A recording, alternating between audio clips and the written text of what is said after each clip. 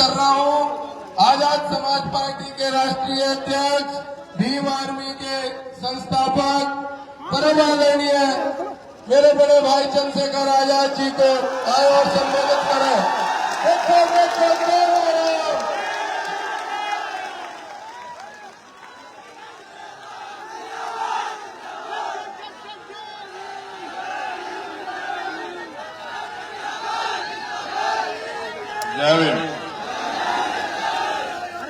तो हम ठहरे अनुशासित व्यक्ति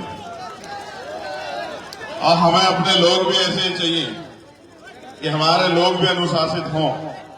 तो पहले तो बनाओ वो माहौल कि लगे कि अनुशासन है, तब तो हम रखें बात। और अगर तुम ऐसा माहौल ना बनाओ तो फिर हमें लगे तुम हमें सुनना ही नहीं चाहते।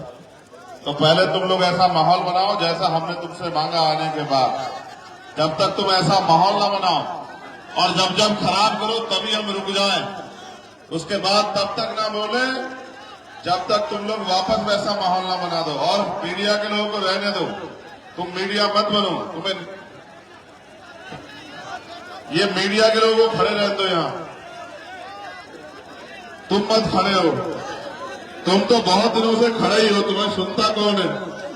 बैठ जाओ, बैठो बैठो। अब कोई खड़े ना हो।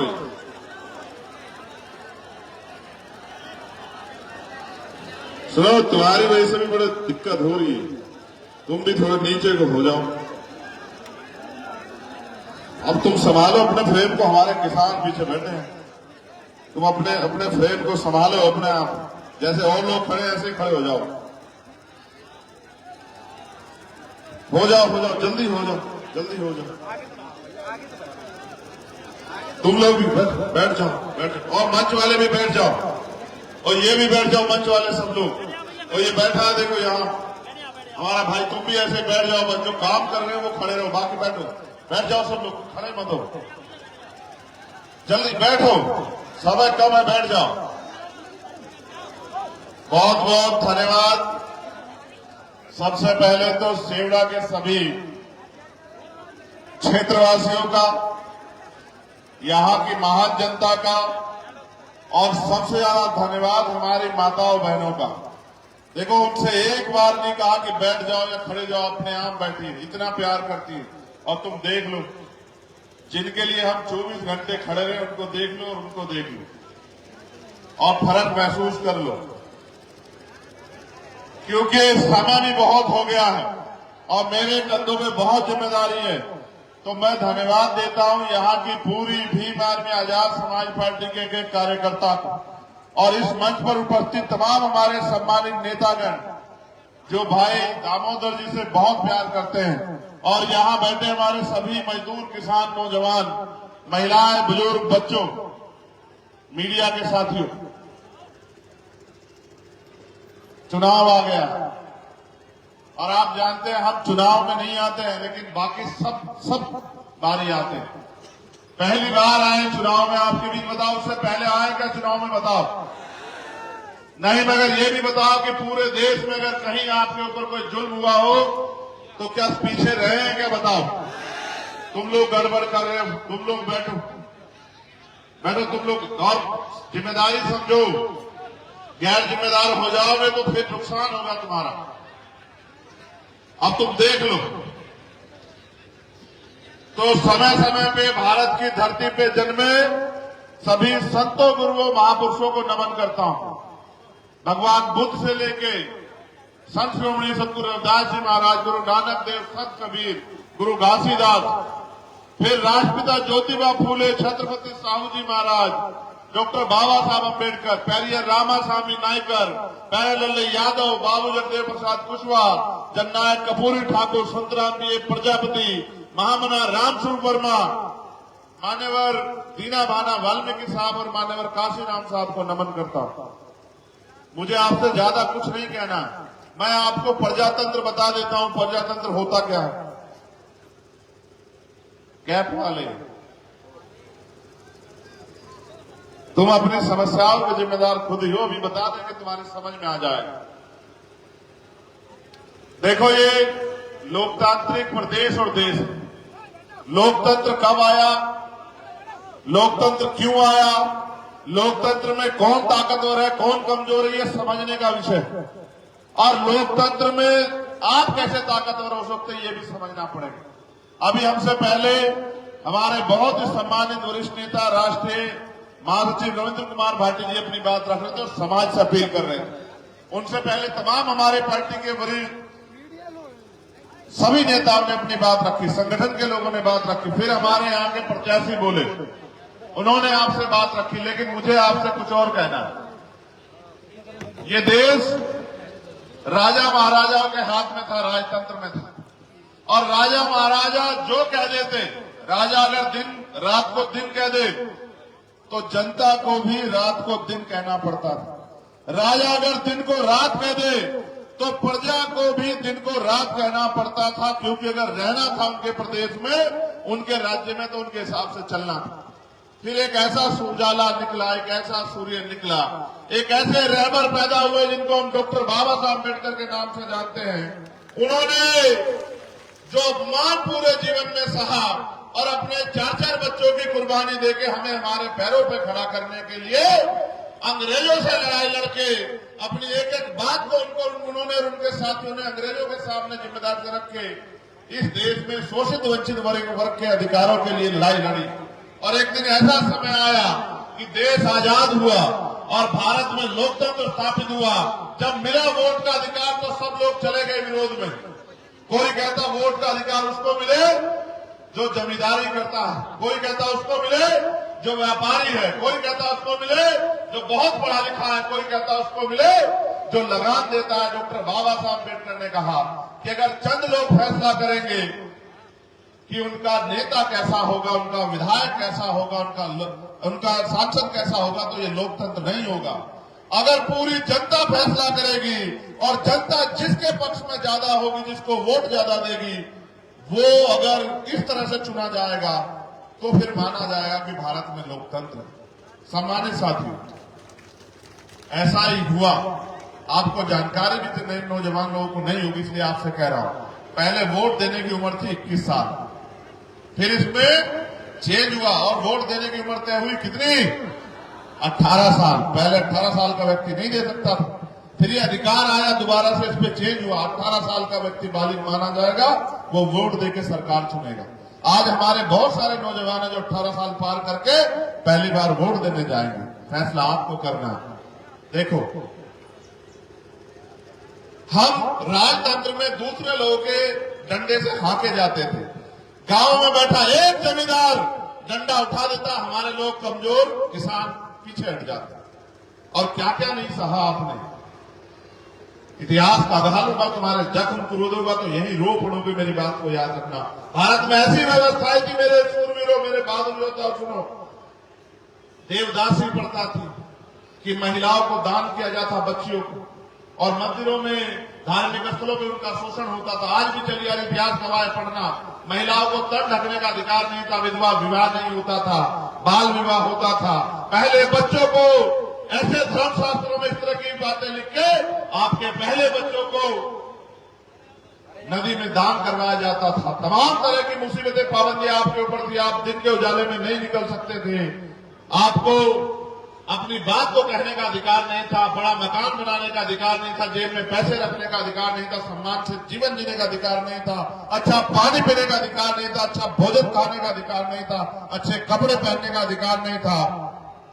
आपको खेत में भी कोई घुसने नहीं देता था। फिर आया लोकतंत्र, भारत का संविधान एक ऐसा उजाला 26 जनवरी 1950 को कि देश का हर एक नागरिक बराबर। लेकिन जब संविधान सभा में बाबा साहब अम्बेडकर स्पीच दे रहे थे तो उन्होंने कहा कि राजनीति में वन वोट वन वैल्यू, राजनीति में तो बराबरी हो जाएगी, लेकिन जब तक देश में सामाजिक गैर बराबरी रहेगी, जाति के आधार पर छुआछूत भेदभाव रहेगा, ऊंच नीच रहेगी और आर्थिक गैर बराबरी रहेगी, अगर हमने इस विषमताओं को दूर नहीं किया तो अंततः संविधान जो है ये लोकतंत्र, राजनीतिक लोकतंत्र, सामाजिक लोकतंत्र नहीं बन पाएगा। और एक समय ऐसा आएगा कि हमारे लोकतंत्र पे खतरा मंडरा जाएगा। अब गौर करो कैसे आया खतरा। जब बाबा साहब अम्बेडकर लड़ के वोट का अधिकार दिला रहा था तो दुश्मन क्या कर रहा था, सोचो। जब ये दामोदर यादव आगे बढ़ने का प्रयास कर रहा है, इनके विरोधी क्या कर रहे होंगे, सोचो। इनके विरोधियों ने क्या किया, इनके खुद की जाति का एक प्रत्याशी एक पार्टी से उसको पैसा दिला के टिकट दिलवा दिया कि आजा लड़, हरा दे दामोदर को किसी तरह से। ये षड्यंत्र है। मैं इसलिए कह रहा हूं गौर करो कि जब बाबा साहब आपको वोट के लिए लड़ रहे थे, आपको वोट का अधिकार मिले, तो दुश्मन भी प्रयास कर रहा था। दुश्मन ने कहा कि इनके पास वोट है और हमारे पास नोट है, इनकी जरूरत पैसा है, इनको घर चलाना है, इनको रोटी, इनको मकान बनाना है, इनको बच्चों की शादी करनी है, पढ़ाई लिखाई करनी है, करवानी है, इनको इलाज करवाना है, तो इनकी वोट को हम लोग नोट से खरीद लेंगे। और बाबा साहब अम्बेडकर लंबे समय प्रयास करते रहे कि वोटों की बिक्री बंद हो जाए, क्योंकि आर्थिक गैर बराबरी थी। 14 अगस्त जब हम गुलाम थे भारत में 1947 को, 15 अगस्त को आजाद हुए, लेकिन 16 अगस्त को भी आपकी जेब में कोई पैसा नहीं आया। जो 14 अगस्त में जिसकी जेब में जो पैसा था, 16 अगस्त को भी वही था, 17 को भी वही था, 18 को भी वही था। यानी कि देश में राज तो बदला, अंग्रेज चले गए, लेकिन ना धन बटा, ना धरती बटी, ना राजपाट बटा, ना उद्योग बटे, ना नौकरी आई, और इन सबको लाने के लिए संविधान आया। तो मैंने कहा दुश्मन ने षड्यंत्र किया। षड्यंत्र ये था कि इनकी वोट को नोट से खरीद लेंगे। बाबा साहब हमारे रह अपने 4-4 बच्चों को कुर्बानी देके और 22-22 घंटे जाग के समाज को तैयार करते रहे कि मेरे लोगों, अपनी वोट का सौदा मत करो, वोट को बेचो मत। लेकिन वो बोलते बोलते चले गए, मेरे लोगों हमारा राज स्थापित नहीं हुआ, आपने बात नहीं मानी। फिर मान्यवर काशीराम साहब क्लास 1 के अधिकारी, एक बार बाबा साहब के अम्बेडकर के मिशन के बारे में पता लगा, नौकरी छोड़ दी। आज हमारे लोग नौकरियों के पीछे भागते हैं, कहते हैं नौकरी पहले मिशन बाद में। मान्यवर काशीराम साहब ने क्लास 1 की नौकरी छोड़ दी, साइंटिस्ट थे, और कहा मैं समाज को पैरों पे खड़ा करूंगा।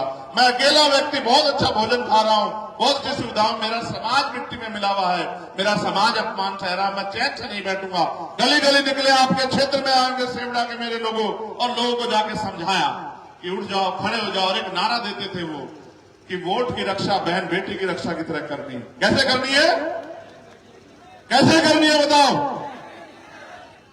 उनका उद्देश्य क्या था कि बाबा साहब अम्बेडकर जो पीड़ा महसूस करते थे कि वोट हमारे पास है, नोट इनके पास है, ये हमारी वोट को नोट से खरीद रहे हैं। उन्होंने नारा इसलिए दिया कि लोग वोट को बेचना बंद करें, वोट की शक्ति समझे। और एक समय आया कि लोगों ने वोट बेचना बंद कर दिया, और एक समय आया कि हम राजनीतिक रूप से ताकतवर होने लगे। दुश्मन ताकतवर है, समझदार है। फिर उसने करा क्या, इस बात को भी समझ लो। उसने कहा भाई अब देखो काशीराम जैसा एक आदमी आ गया है, जो तोड़े से टूट नहीं रहा है, जो डराए से डर नहीं रहा है, जो खरीदे से खरीदा नहीं जा रहा है, अब कैसे करोगे। उन्होंने कहा अब तक हम वोट खरीदते थे, अब वोट की गठरी खरीदेंगे। अब हमारा आदमी इनकी पार्टी में जाएगा, वहां से टिकट लेगा, वोट इनका लेगा और काम हमारा करेगा। और अब ऐसा ही होता है। दामोदर यादव को प्रत्याशी हमने क्यों चुना पता है आपको? सिर्फ इसलिए नहीं चुना कि ये विधायक बन जाए, इसलिए चुना क्योंकि ये नेता नहीं, ये लीडर है, ये लड़ता आ रहा है, हमारे गैर मौजूदगी में लड़ता आ रहा है। और मैं ये मानता हूं कि अगर आपके बीच में एक लीडर खड़ा हो गया तो एक के पीछे एक इतने लीडर तैयार होंगे। ये मध्य प्रदेश है, यहाँ 90% आबादी दलित, पिछड़े, आदिवासी और माइनॉरिटी के लोगों की है। आपने जातिगत जनगणना बिहार की देखी, बिहार की जातिगत जनगणना कहते हैं कि 90% आबादी दलित, पिछड़े, आदिवासियों और मुसलमानों की है। और फिर अभी आर्थिक आंकड़े जारी नहीं हुआ, अगर आर्थिक आंकड़े जारी होंगे आपको जानकारी होगी कि 90% लोग 10% पैसे से अपने बच्चों का पेट किस तरह पाल रहे हैं, आपको पता लगेगा। और 10% लोग 90% पैसे से कैसे ऐश कर रहे हैं भारत में, इसका भी आपको पता लगेगा कि क्या चोर बाजारी चल रही है। अमीर का कुत्ता भी एसी में सोता है, अमीर का कुत्ता भी 4 पहियों की गाड़ी में घूमता है, और किसान को बंद कर देते हैं 10,000 रुपए में। 1-1 लाख करोड़ रुपए लेके इनके पूंजीपति मित्र मोदी जी के भाग गए। किसी ने सवाल नहीं पूछा, आप 10,000 रुपए का बिल रोक लो, आपकी बिजली काट देंगे और आप पर मुकदमा करके आपको जेल भेज देंगे। ये हालत है आदेश की। मैं आपको कहना चाहता हूं, और आप चेक करा लो, केंद्र सरकार और स्टेट की सरकार के जो गोदाम में अनाज सड़ रहा है, गरीब के पेट तक नहीं पहुंचाना, गरीब भूख से मर जाए, लेकिन वो अनाज सड़ जाएगा, उससे कोई फर्क नहीं पड़ता। अंत सरकारों का उद्देश्य ये है कि ये अपने पैरों पे खड़ा ना हो और इनका पेट ना भरे, इसलिए व्यवस्था बना के आपको लूटने, खसोटने और खरीदने का काम किया जा रहा। मैं आपको ये कहना चाहता, बहुत हो गया, बहुत जुर्म आपने सह लिए। 12 फरवरी को हम लोग भोपाल में आए थे और बड़ी संख्या में आप लोग भी पहुंचे होंगे। और हमने अपनी इस सरकार को जो है अपना ज्ञापन दिया कि ये हमारी मांगे सरकार ने हमें छोड़ दिया, हमारी खबर नहीं ली। मैंने जब पता किया दामोदर यादव के बारे में कि अब देखो नेता पता करता है पैसा कितना है, कंपनी है, फैक्ट्री है, नहीं, मैंने जब पता किया तो मैंने पता किया कि जब 2 अप्रैल में दलित समाज के लोग अपने अधिकारों के लिए सड़कों पे आंदोलन कर रहे थे तो दामोदर यादव उनके बीच में खड़ा था, दामोदर यादव उनका नेतृत्व कर रहा था और भारतीय जनता पार्टी के लोग उसमें मुकदमा लिखवाने के लिए घूम रहे थे। ये तो ताकतवर है, मुकदमे तो 16 हजार झेल रहा है, कौन झेल लेता। लेकिन आप ये सोचो कि आपके बुरे समय में आपके साथ कौन। हमारे कुछ साथियों को निराशा भी लगी होगी जो लड़ना चाहते थे, उनको ये भी लगा गया, हमसे पूछा कुछ फैसले राजनीति में बड़े कठोर ले जाते हैं और फिर मैं कह रहा हूं अपने नेता और उसकी नीति पे भरोसा रखो। मैंने किसी धंधा सेठ के बेटे को आगे बढ़ाने के लिए यहां नहीं खड़ा किया, आपके बीच के व्यक्ति में जो लड़ रहा है मेरे जैसा है। मैं भी 20 साल से झंडा उठा के घूम रहा हूं और ना सीबीआई रोक पाई, ना ईडी, ना इनकम टैक्स, ना जेल। 16 महीने जेल में रहा, मेरे लोग अपने दिल पे हाथ रख के पूछना मैं खून हूं आपका। 16 महीने जेल में रहा, एक रात मैंने ऐसे काटी, मेरी दवाई बंद कर दी, मेरी मुलाकात बंद कर दी, मेरी किताबें बंद कर दी, मेरा खाना बंद कर दिया, सूखी रोटी मेरे आगे पटक दी। और मैंने याद किया अपने महापुरुषों किस तरह से हमारे लोगों ने जीवन बिताया। मैं डटा रहा लेकिन हिम्मत नहीं हारी। एक एक रात मैंने सोच के काटी, अगर मुझे मौका मिलेगा तो ऐसा इतिहास लिखेंगे जिसको सदियों सदियों पढ़ा जाएगा, ऐसा इतिहास लिखेंगे। और मेरा अपराध ये है मेरे लोगों कि मैंने रानी के पेट से जन्म नहीं लिया।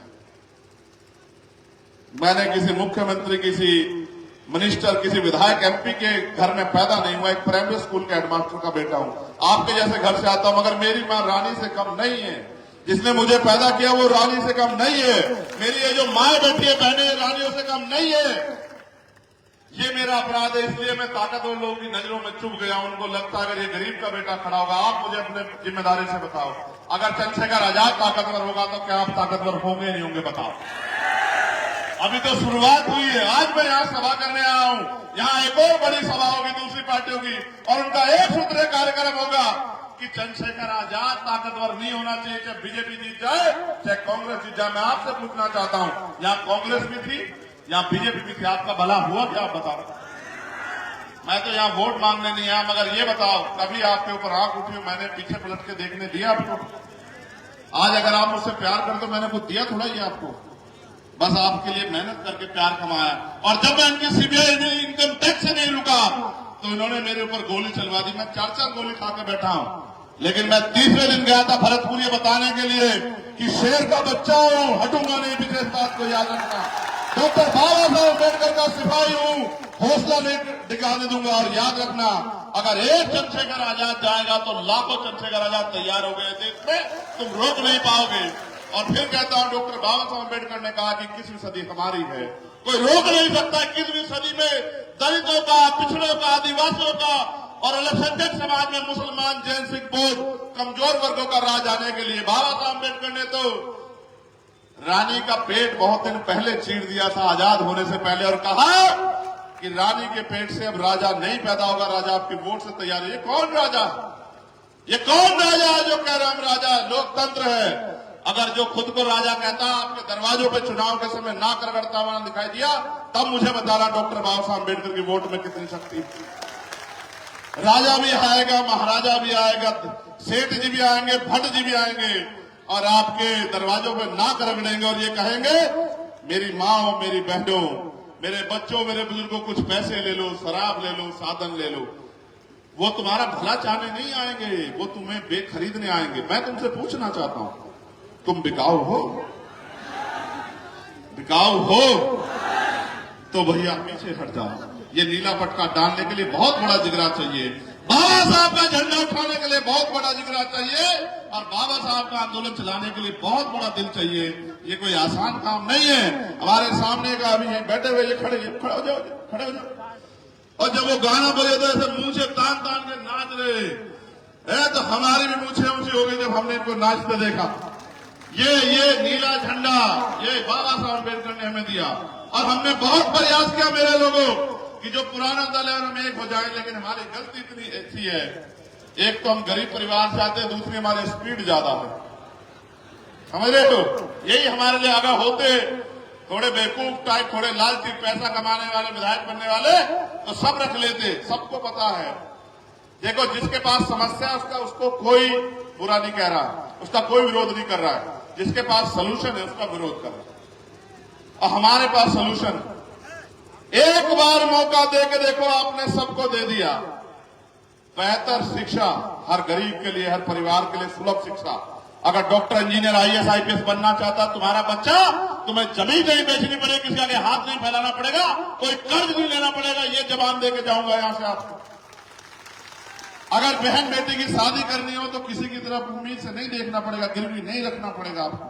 और अगर बढ़िया इलाज है, मैंने तो खोया अपने पिता को, मेरी जेब में पैसे होते, मैं भी धंधा सेठ का बेटा होता तो बचा लेता अपने पिता को। जिस दिन आप पे पड़ेगी होगी, आपको याद आएगी कि आपका पिता बीमार होगा, आपका भाई बीमार होगा, माँ, बच्ची बीमार होगी, बहन, और आपके जेब में पैसे नहीं होंगे तो मेरी स्थिति में आ जाओगे, आपको याद आएगा। मैंने अपने पिता को खो दिया, मैंने उसी दिन तय कर लिया था किसी गरीब को आंसू नहीं बहाने दूंगा। लेकिन याद करो यार, हम हजारों की संख्या में यहां इकट्ठा हुए दामोदर, कई बार तुमने इससे बड़ी बड़ी भीड़ जुटाई होगी, मगर शक्ति किस चीज में इनको ये पता नहीं है। शक्ति वोट से मिलती है, भीड़ से नहीं मिलती मेरे लोगों। अगर आपने एक एक वोट दामोदर भाई के पक्ष में डाल दी तो फिर आप शक्ति विहीन नहीं रहोगे, फिर आप शक्तिशाली हो जाओगे।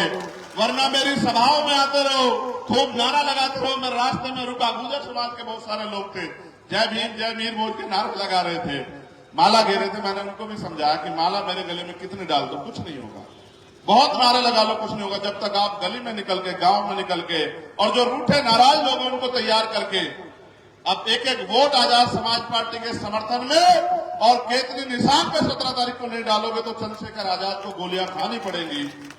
क्योंकि जब तक मेरे पास ताकत नहीं होगी तब तक मैं गोलियां तो खाऊंगा। लेकिन सोचो, अगर हमारे पास ताकत होगी तो कोई आप पे गोली चला देगा क्या?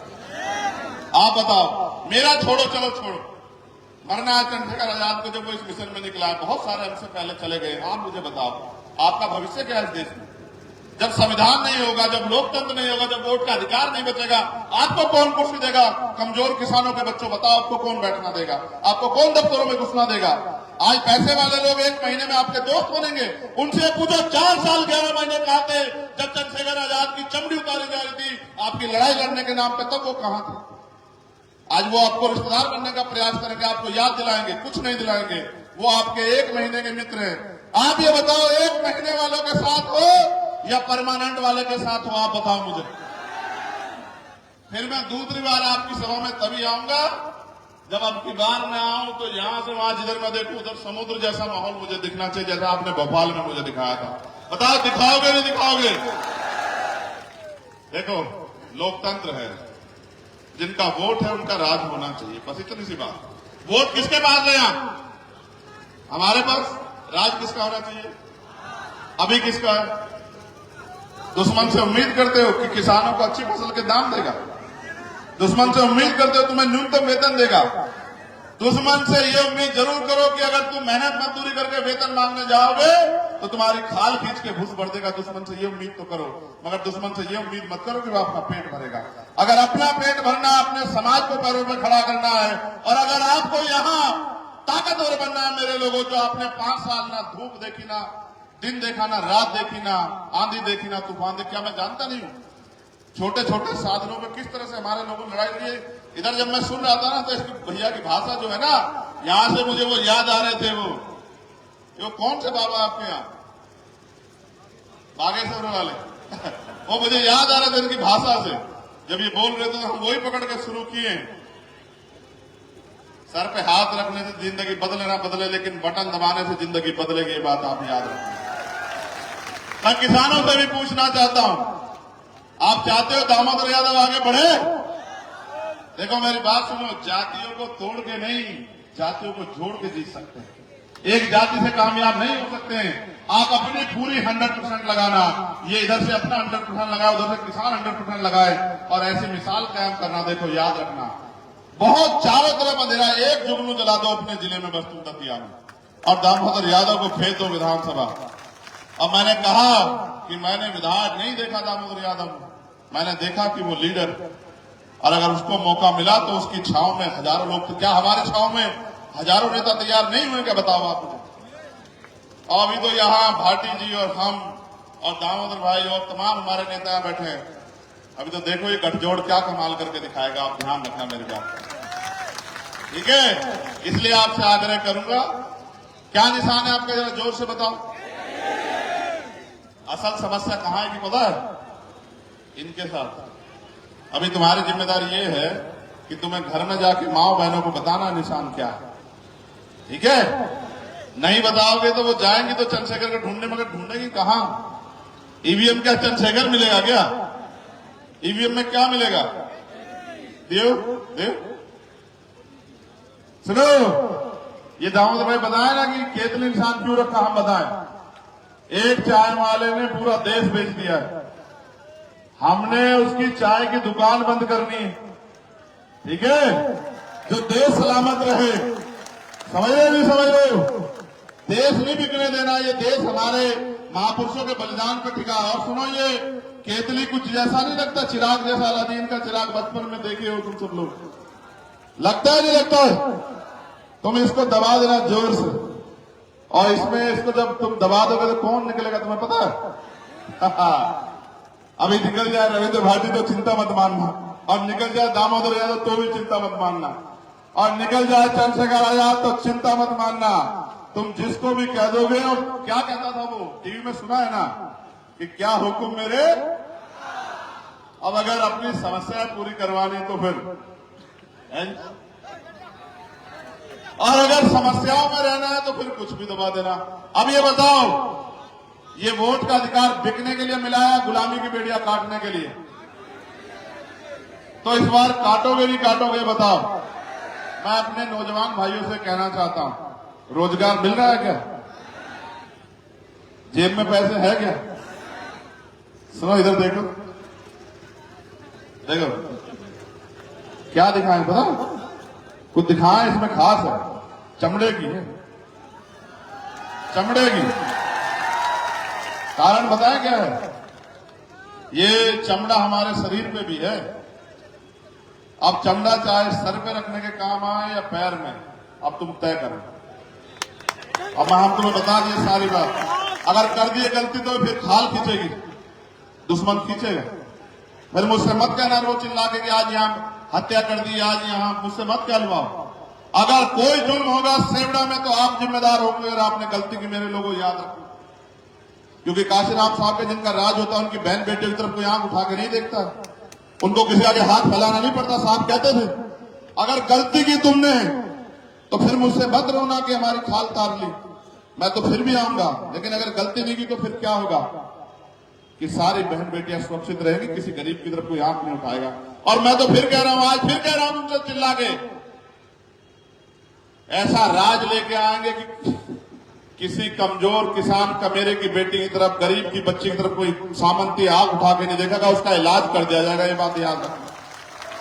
किसी की जमीन पे कोई कब्जा नहीं करेगा, कोई सामंती भारतीय जनता पार्टी के सहारे पे, उसका इलाज कर दिया जाएगा। और कोई अधिकारी कर्मचारी किसी को, निर्दोष को फंसा नहीं पाएगा, चाहे वो मुसलमान हो, चाहे वो पिछड़ा हो या दलित हो, आदिवासी कोई हो, चाहे किसी के घर पे जबरन बुलडोजर नहीं चलेगा, वरना ये सब यही है। तुम मानते हो संविधान को खतरा है? कितने लोग मानते हो? हाथ खड़े करियो।